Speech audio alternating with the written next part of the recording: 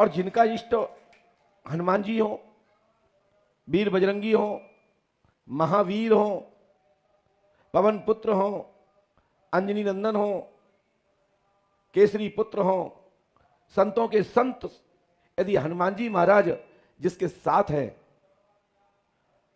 उसका बार बार का भी कोई नहीं बिगाड़ सकता। हमारे पूज्य पाद गुरुदेव भगवान कहते हैं श्री हाथीवन महाराज कि आप यदि मेरे इष्ट को आप पकड़े रहे तो मैं आपका अवश्य ही साथ दूंगा। यदि मेरा इष्ट तुम्हारे पास नहीं है, यानी मेरे प्रभु हनुमान जी महाराज आपके चिंतन में नहीं है,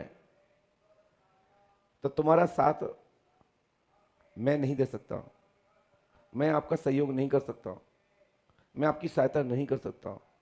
हमारा इष्ट यदि तुम्हारे पास है तो मैं आपको अवश्य ही रक्षित और सुरक्षित रखूंगा।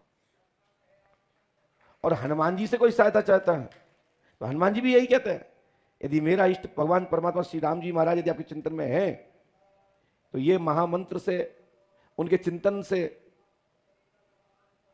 आप उनमें रमते रहिए। मैं विश्वास दिलाता हूं जो राम मंत्र का जाप करता है,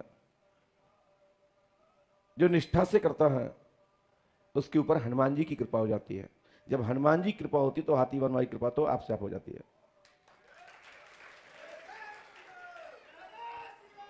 मैं कोई भगवान नहीं हूं, मैं कोई ईश्वर नहीं हूं।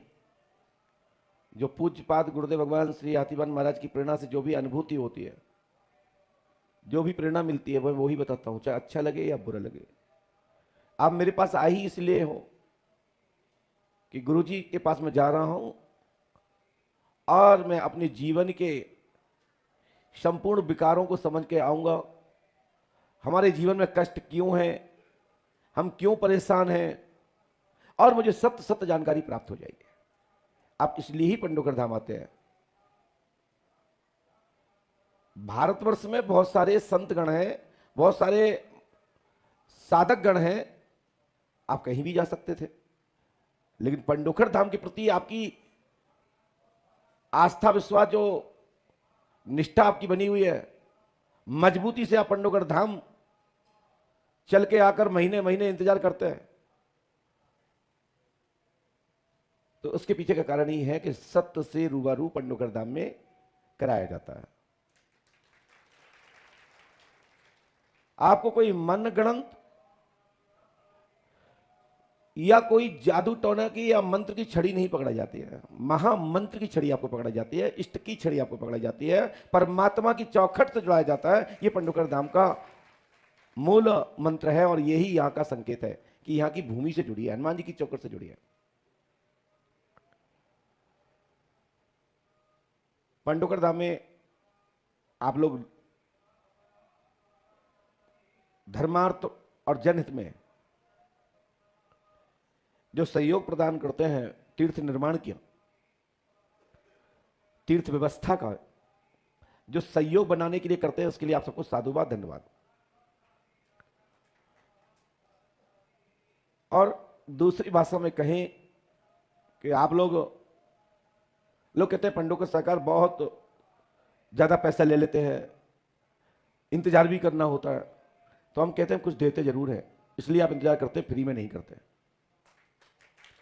और आप यदि दक्षिणा देते हैं तो उसके बदले में तुम्हें आशीर्वाद देता हूं, और मैं जब तक चिंता करता हूं जब तक तुम्हारा काम नहीं हो जाए।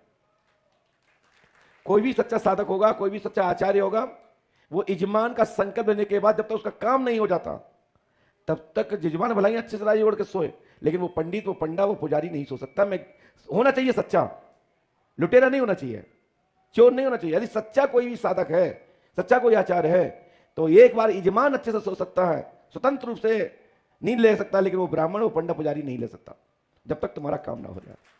इतनी चिंता होती है। इसी प्रकार से चिंतन हम भी करते हैं। और पर सीधा सीधा रिश्ता जो लोग नहीं जानते, दान दक्षिणा तो हम जानते हैं कि आपने फीस दी, हमने उसका जवाब दिया, हमने आपका कंसमेंट सुना, उसका जवाब दिया। कर्म करोगे सफलता मिल जाएगी, और कर्म नहीं करोगे, मेहनत नहीं करोगे, उसके लिए योग्य नहीं बनोगे, तो पर्चे में पूछने मात्र से तुम IAS IPS नहीं बन जाओगे। आप जो पद मांगने मेरे पास आए, जो कामना से आए, हमारे कहने मात्र से काम नहीं होगा। कहने मात्र से काम तो होता है, लेकिन उस सूत्र, उस रास्ते पर आपको चलना पड़ता है। जैसे अब रायगारी जो पूछता है कि भैया हमारी हमें को फलानी जगह जाना है, तो वही रायगार बीच में दूसरे से पूछ रहा है, वो कहता भैया यहां से पश्चिम दिशा में जाना, इतने किलोमीटर दूरी पर आपकी मंजिल है। यदि वो दिन भर वहीं खड़ा रहे और वहीं रायगार से पूछता रहे, चलने और निकलने वाले लोगों से कि भैया हमको फलानी जगह जाना है, और फिर शाम के फिर कल्पना करे कि मैंने सबसे पूछा लेकिन मैं पहुंचा ही नहीं, तो उसके पीछे कारण है कि आप चले नहीं। आपने पूछा तो, पूछने का प्रयास तो किया, जानने का प्रयास किया, लेकिन जानने के बाद करने का प्रयास नहीं किया। करना पड़ता है, प्रयोग करना पड़ता है। यदि कोई भी अध्ययन करोगे तो उसको स्वाध्याय में लाना पड़ेगा, उसको प्रतिदिन के रिवीजन में लाना पड़ेगा, तब वो वार्षिक परीक्षा में पास होता है। इसी प्रकार से पूछने के बाद उस मंजिल की ओर बढ़ना पड़ेगा, तो मैं गारंटी देता हूं 100% सफलता प्राप्त होती है। भूतबाधा, प्रेतबाधा, ग्रहबाधा, तंत्रबाधा, जादू टोना इत्यादि जो परा विज्ञान के अंतर्गत जो आता है, इसके ऊपर अभी शोध नहीं है, प्रपंच ज्यादा है।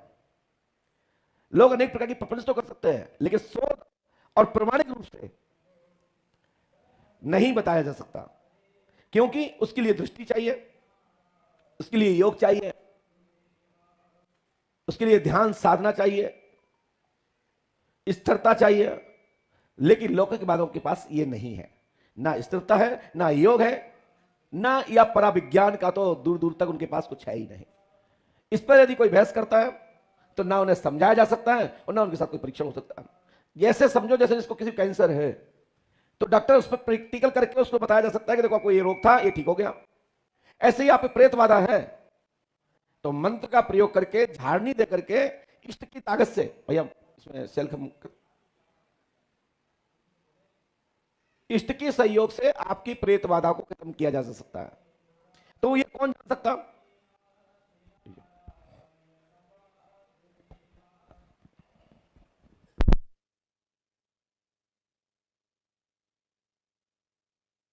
Decathlon, 60 plus sports, 6,000 plus products.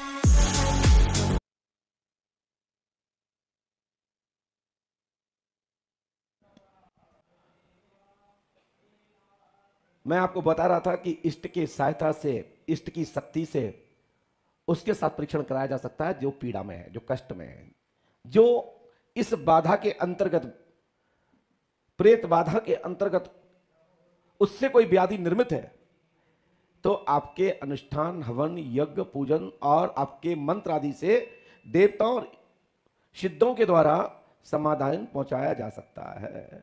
लेकिन बनावटी व्यक्ति के पास, जो फर्जी हो, एक्टिंग कर रहा हो, तो उसके द्वारा उसको ना तो हवन से ठीक किया जा सकता और ना ही मंत्रों से। तो बनावटी आदमी कैसे ठीक होता है?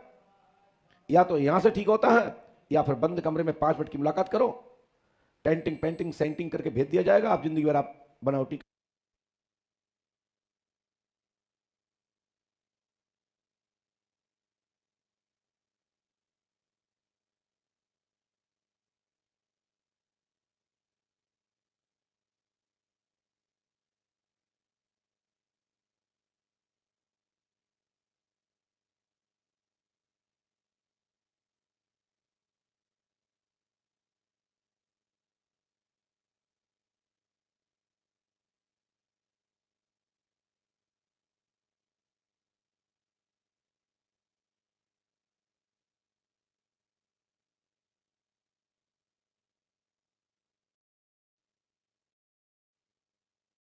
ना ही इसके लिए कोई मंत्र होता है। नकली आदमी को, नकली व्याधि को, बनावटी व्याधि को दिमाग से ठीक किया जा सकता है। दिमाग यदि आपके मजबूत है तो ठीक हो सकता है, या फिर ये हाथ मजबूत हो तो ठीक हो सकता है।